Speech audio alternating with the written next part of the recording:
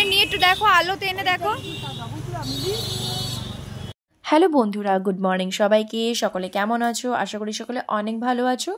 আমি আজকে চলে এসেছি তোমাদের সাথে আরও একটি নতুন ভিডিও নিয়ে। আর তোমরা কে কে কোথা থেকে আমার ভিডিও দেখছো কমেন্ট করে অবশ্যই জানিও। আর এদিকে আমি রেডি হয়ে নিয়েছি, কারণ কি আজকে আমি শপিংয়ে যাব। আর আমার সাথে সাথে আমার মা আর কাকিমাও রেডি হয়ে নিয়েছে, কারণ কি আমি আজকে একা শপিংয়ে যাব না, আমার সাথে আমার মা আর কাকিমাও যাবে। আর এরপর আমরা তিনজন রেডি হয়ে বেরিয়ে পড়েছি। আর টোটো করে আমরা এখন চলে যাচ্ছি শপিংয়ে যাব বলে। এখন আমরা যাচ্ছি কাঁচরাপাড়াতে।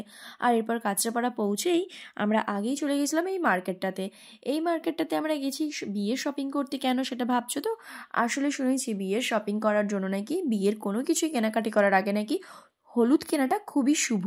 আর সেই কারণেই আমরা গেছিলাম আগে হলুদ কিনতে। আর এই মার্কেটে মা কখনোই এর আগে যায়নি, সেই কারণে এই মার্কেটে প্রথম গেছে। মা একটু সবাইকে জিজ্ঞেস করছিল কোথায় কোন দিকে কি আছে না আছে, কারণ কি মা এই মার্কেটে প্রথম এসেছে, কাঁচরাপাড়া থেকেও নাকি মা কখনো আসেনি, সেই কারণে। আর মায়ের নাকি কোনো চেনা জানা কারোর দোকান এখানে ছিল, তার দোকানটা কোন দিকে ছিল সেটাও সে জিজ্ঞেস করছিল।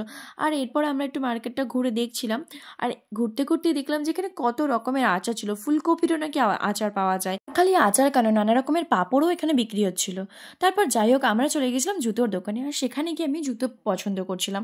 আর এখানে আমি বুঝতে পারছিলাম না কীরকম টাইপের জুতো নেব, বিয়েতে ঠিক কীরকম টাইপের জুতো পরতে হয় আমি ঠিক বুঝতে পারছিলাম না। আমি তো অনেক রকম জুতোর ট্রায়াল দিয়ে দেখছিলাম, কিন্তু আমার কোনোটাই পছন্দ হচ্ছিল না। আমার পাটা এতটাই বাজে, আমার পায়ের সাইজ অনুযায়ী কোনো জুতো আমি পাচ্ছিলামই না। যেটা পছন্দ হচ্ছিলো সেটা হয়তো আমার সাইজে আসছিল না, আর যেটা সাইজে আসছিলো সেটা আমার পছন্দ হচ্ছিলো না। তারপর যাই হোক ফাইনালি জুতো পছন্দ করে নেওয়ার পর চলে গেছিলাম ব্যাগের দোকানে। আর এখানে এসে তো আমার মাথা খারাপ হয়ে গেছিলো, এত সুন্দর সুন্দর ব্যাগের কালেকশন, কোনটা ছেড়ে কোনটা নেব আমি বুঝতে পারছিলাম না। তারপর মা আর কাকিমা মিলেই আমার জন্য ব্যাগ পছন্দ করেছিল, কারণ কি আমি তো এত ব্যাগ দেখে বুঝতে পারছিলাম না কোন ব্যাগটা নেব।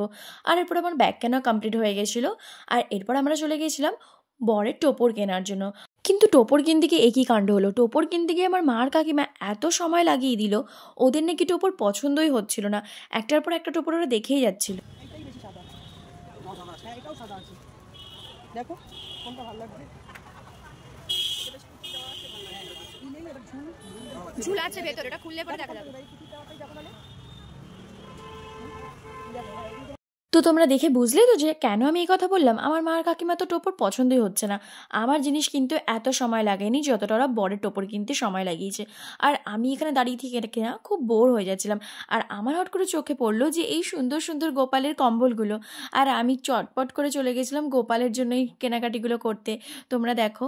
আর এরপর দেখো কত কিছু শপিং করে নিয়েছি। ফাইনালি আমাদের তো আজকের মতন শপিং করা কমপ্লিট। দেখা হচ্ছে আবারও নিউ ভিডিওতে। ততক্ষণ ভালো থেকো সবাই, বাই, টাটা।